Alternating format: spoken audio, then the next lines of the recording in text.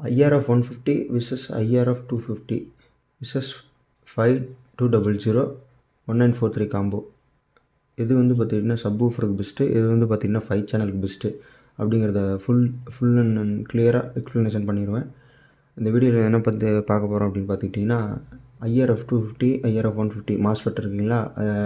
அடுத்தது வந்து பார்த்துக்கிட்டிங்கன்னா 5200 1943 காம்போ டிரான்சிஸ்டர். ஒரு கஸ்டமர் வந்து பார்த்துக்கிட்டிங்கன்னா சப்ஸ்கிரைபரு, அவர் வந்து பார்த்துக்கிட்டிங்கன்னா கமெண்ட் பண்ணியிருந்தார்.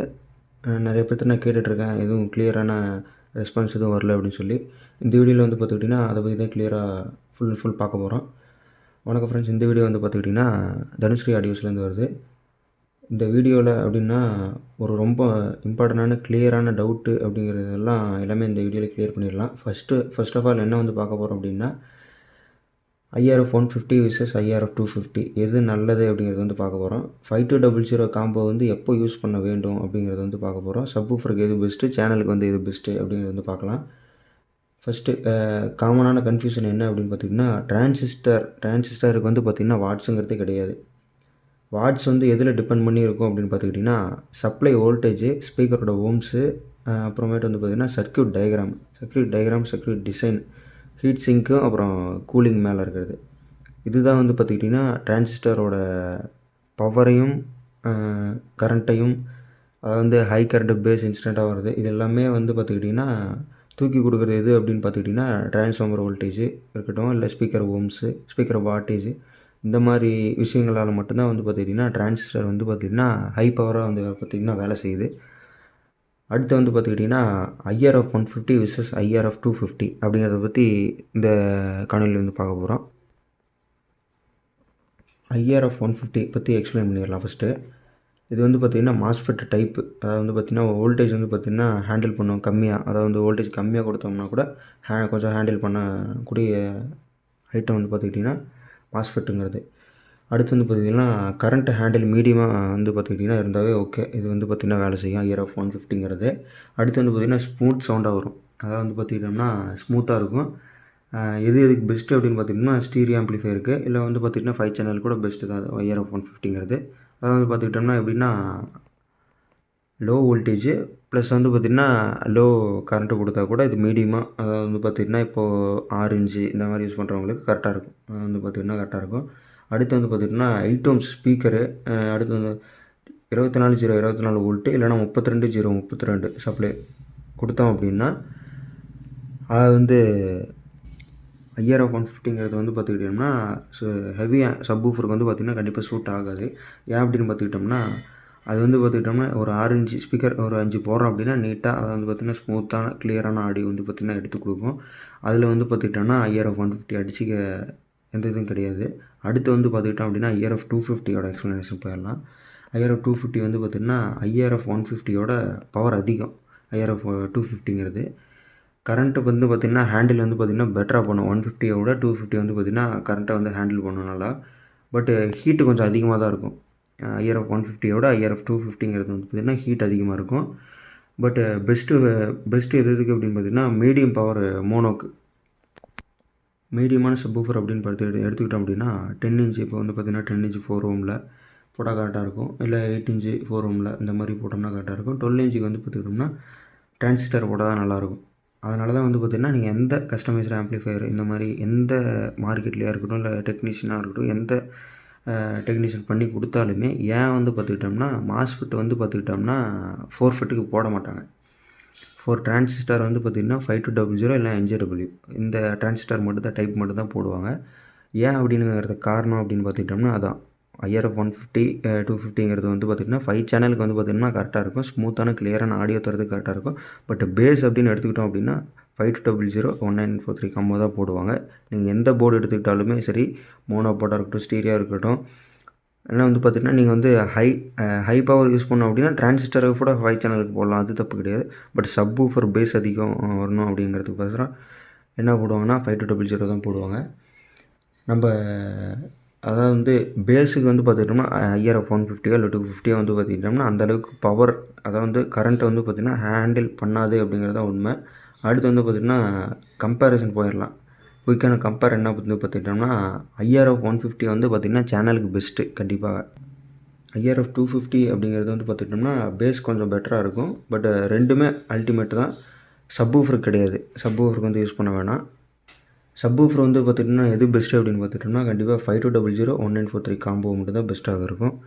NJW அந்த அந்த டிரான்சிஸ்டர் கூட போடலாம், ஒன்றும் பிரச்சனை இல்லை. அதுக்கு சூட்டபுளாக இருக்கும். அது வந்து பவர் எக்ஸ்ப்ளனேஷன் வந்து 2SC 5200 அண்ட் 2SCA 1943 BJT டிரான்சிஸ்டராக இருக்கட்டும், எதாக இருந்தாலும் ஓகே. பவர் எக்ஸ்ப்ளனேஷன் போயிடலாம். அதுக்கு ஐஆர்எஃப் 150க்கான இதுவும் ஐஆர்எஃப் 250க்கான இதுவும் எக்ஸ்பிளைன் பண்ணியாச்சு. அடுத்து வந்து 5200 1943 காம்போக்கு போயிடலாம். இது வந்து பார்த்துட்டோம்னா ஹை கரண்ட்டை வந்து பார்த்திங்கன்னா ஹேண்டில் பண்ணும். நீங்கள் எந்த மார்க்கெட்டில் இருக்க போர்டு எடுத்துக்கிட்டோம் அப்படின்னா 4 ஃபட்டு இல்லை 4 ஃபட்டுங்கிறத விட 40R மோனோ அப்படிங்கிறத சொல்லணும்.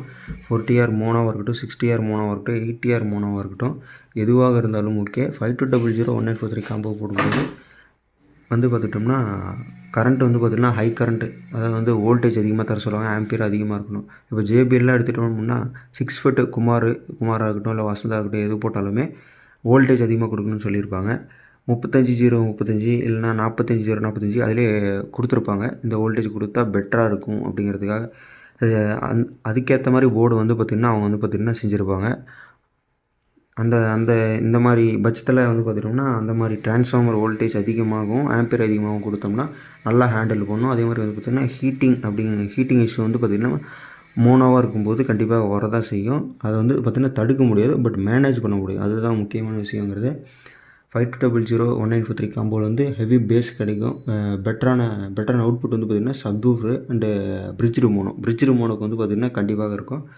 4 ohm ஸ்பீக்கரு, 4 ohm சப்வூஃபரு, இதுக்கெலாம் வந்து பார்த்துக்கிட்டோம்னா பெரிய ஹீட் சிங்க் வந்து பார்த்திங்கன்னா கண்டிப்பாக போட்டுருணும். பட் ஃபேனு அப்படிங்கிறதுல எந்த காம்ப்ரமைஸும் இருக்கக்கூடாது. கண்டிப்பாக 2 ஃபேன் அவசியம் கண்டிப்பாக. ஒன்று வந்து பார்த்துட்டோம்னா இன்னும் நான் நேற்றே சொல்லியிருப்பேன். ஒன்று வந்து பார்த்துட்டோம்னா இதிலேருந்து வரது வந்து பார்த்திங்கன்னா இன்னாக இருக்கணும். இதுலேருந்து இந்த சைடில் வந்து போடுறத பார்த்திங்கன்னா அவுட்டாக இருக்கணும். அடுத்து வந்து பார்த்திங்கன்னா சவுண்டு டிஃப்ரெண்ட் அப்படிங்கிறத இதுக்கு போயிடலாம். சவுண்டு டிஃப்ரெண்ட் அப்படின்னா IRF 150 இருக்கட்டும், IRF 250 இருக்கட்டும். அடுத்து வந்து பார்த்திங்கன்னா டிரான்சிஸ்டர் NJW இருக்கட்டும், 5200 1943 இதான் வந்து பார்த்திங்கன்னா அதிகமாக மார்க்கெட்டில் வந்து யூஸ் பண்ணுற போர்டு அப்படிங்கிறது. ஐசி டிரான்சிஸ்டர் யூஸ் பண்ணுறது மாஸ்ஃபெட்டாக இருக்கட்டும். அதனால் இந்த வீடியோ பற்றி முழு விளக்கம் அப்படின்னா ஒரு சப்ஸ்கிரைபர் வந்து கேட்டிருந்ததுனால தான் விளக்கம் கொடுத்துட்ருக்கேன்.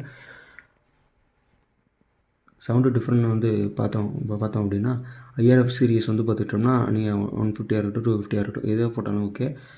அது வந்து பார்த்திங்கன்னா ஸ்மூத்தாக இருக்கும். அதாவது வந்து ஆடியோ 5 சேனலுக்கு வந்து பார்த்திங்கன்னா கரெக்டாக இருக்கும், ஸ்மூத்தாக இருக்கும். அதே மாதிரி சாஃப்ட் பேஸ் வந்து பார்த்திங்கன்னா கிடைக்கும். சாஃப்டாக இருக்கும் பேஸு. ஹார்டாக வேணும் அப்படின்னா கண்டிப்பாக 5200 மட்டும் தான். IRF சீரிஸ் வந்து பார்த்துக்கிட்டோம்னா எந்த மார்க்கெட் போர்ட்லேயுமே வந்து போட்டிருக்க மாட்டாங்க. அப்படி போட்டிருந்தாலுமே கூட அதுக்கு ஏற்ற மாதிரி வந்து பார்த்திங்கன்னா சப்வூஃபர் வந்து பார்த்துக்கிட்டோம்னா 4 ohmஸாக இருக்கும். அதே மாதிரி லோ இன்ச்சஸ்ஸு, அதே மாதிரி லோ வாட்டேஜ், இந்த மாதிரி கரெக்டான இதை வந்து பார்த்திட்டோம்னா IRF 250 மோனோ போர்டில் யூஸ் பண்ணியிருப்பாங்க.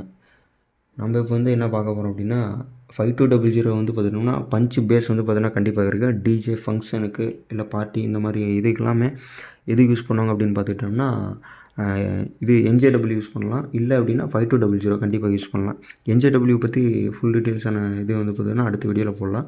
5200 1943 காம்போ வந்து பார்த்துட்டோம்னா டிஜேக்கு, ஃபங்க்ஷனுக்கு, திருவிழாக்கு, இந்த மாதிரி டெம்பிள் திருவிழாக்கு, இந்த மாதிரி இதுக்கு வந்து பார்த்திங்கன்னா பேஸுக்கு வந்து பார்த்திங்கன்னா கண்டிப்பாக யூஸ் பண்ணலாம்.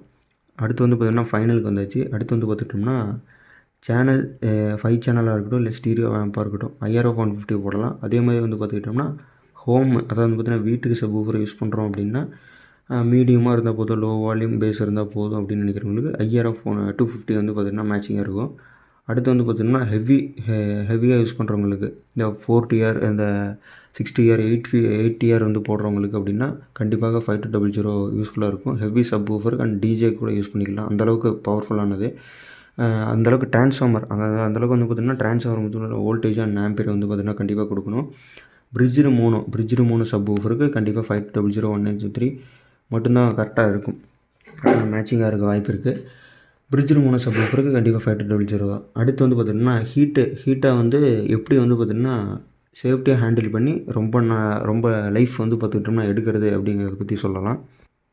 ஹீட் சிங்க் வந்து பார்த்துட்டோம்னா எடுத்துக்கிட்டோம் அப்படின்னா கண்டிப்பாக பெரிய ஹீட் சிங்க் தான் கண்டிப்பாக போடணும். அதில் எந்த காம்ப்ரமைஸும் இருக்கவே கூடாது. நீங்கள் என்ன தான் 2 ஃபேன் போட்டிருந்தாலும் 3 ஃபேன் போட்டிருந்தாலும் கண்டிப்பாக ஹீட் சிங்க் வந்து பார்த்திங்கன்னா பெருசாக போடுங்க. ஹீட் சிங்க் வந்து கம்பல்சரி. நான் சொல்கிற இந்த 4 பாயிண்ட்டில் நீங்கள் எந்த ஒரு இதில் மிஸ்டேக் பண்ணனாலுமே கண்டிப்பாக லாங் லைஃப் வரதுக்கு கொஞ்சம் திணறும் ஆம்ப்ளிஃபையர் அப்படின்னு தான் சொல்லணும். பெரிய ஹீட் சிங்க் போடணும் நம்பர் 1. அடுத்து வந்து பார்த்திங்கன்னா ஃபேன் கம்பல்சரி இருக்கணும். ஃபேன் வந்து பார்த்திங்கன்னா in and out 2 fan compulsory இருக்கணும். அடுத்து வந்து பார்த்திங்கன்னா கரெக்டான ஸ்பீக்கர் ஓம்ஸை வந்து பார்த்திங்கன்னா சூஸ் பண்ணுறது. ஸ்பீக்கர் ஓம்ஸை பற்றி நான் அடுத்தடுத்து வர வீடியோவில் போடுறேன். ஸ்பீக்கர் ஓம்ஸ் வந்து பார்த்திங்கன்னா கரெக்டாக போடணும். 4 ஓம்ஸ் போடணுமா 8 ஓம்ஸ் போடணுமா எது வந்து பார்த்துட்டோம்னா சூட்டபுளாக இருக்கும் அப்படிங்கிறத பற்றி அடுத்த வீடியோவில் போடுறேன், ட்ரை பண்ணுறேன்.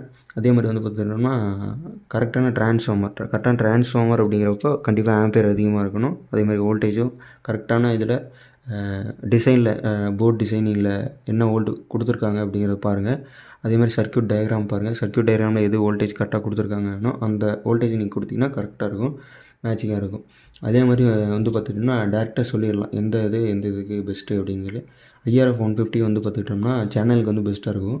IRF 250ங்கிறது மீடியமான சப்வூஃபருக்கு அண்டு சேனலுக்கு பெஸ்ட்டாக இருக்கும். 52001943 காம்போ அப்படிங்கிறது வந்து பார்த்திங்கன்னா பேஸ் நல்லா அடிக்கும். ஹெவி சப்வூஃபருக்கு யூஸ் பண்ணுறது இந்த மாதிரி இதுக்கு அப்படின்னா கண்டிப்பாக 5200 டிரான்சிஸ்டர் மட்டும்தான் கிங்காக இருக்கும். அடுத்து வந்து பார்த்துக்கிட்டோம் அப்படின்னா லைக் பண்ணாதவங்க, ஷேர் பண்ணாதவங்க சப்ஸ்கிரைப் பண்ணிக்கோங்க. லைக் பண்ணுறவங்க, ஷேர் பண்ணுறவங்க மற்றும் அது வந்து பார்த்திங்கன்னா நிறைய பேர் கேட்டிருப்பாங்க, டீட்டெயில்ஸ் கிடச்சிருக்காது. நான் இந்த வீடியோவில் போட்டிருக்கேன். ஒரு சப்ஸ்கிரைபர் கேட்டிருந்தார், யாருமே சொல்ல மாட்டேங்கிறாங்க அப்படிங்கிறத பற்றி. அதனால் நான் இந்த வீடியோ போட்டிருக்கேன். அடுத்து வந்து பார்த்துக்கிட்டோம் அப்படின்னா ரியல் டெஸ்டிங் வீடியோ அப்படிங்கிறத நான் ஏற்கனவே போட்டிருக்கேன். அண்டு வாட் எக்ஸ்ப்ளனேஷன் அது வந்து பார்த்திங்கன்னா அடுத்த வீடியோவில் போட ட்ரை பண்ணுறேன். அதே மாதிரி வந்து பார்த்தீங்கன்னா நிறைய பேர் வியூஸ் போகுது, பட் ஆனால் சப்ஸ்கிரைப் பண்ண மாட்டேங்கிறீங்க. கண்டிப்பாக சப்ஸ்கிரைப் பண்ணிக்கோங்க. அடுத்த வீடியோ நீங்கள் அடுத்த வீடியோ என்ன போடலாம் அப்படின்னு சொல்லி கமெண்ட் பண்ணுங்கள். இது ஒருத்தர் போட்டிருந்தாரு, அதுக்கு முன்னாடி ஒருத்தர் போட்டிருந்தாரு, அதை பற்றி டீட்டெயிலாக சொல்லியிருக்கோம். அதே மாதிரி நண்பா உங்களுக்காக தான் போட்டிருக்கிறது வீடியோ. ஃபுல் அண்ட் கிளியராக பார்த்துருப்பீங்க அப்படிங்கிறத நம்புகிறேன்.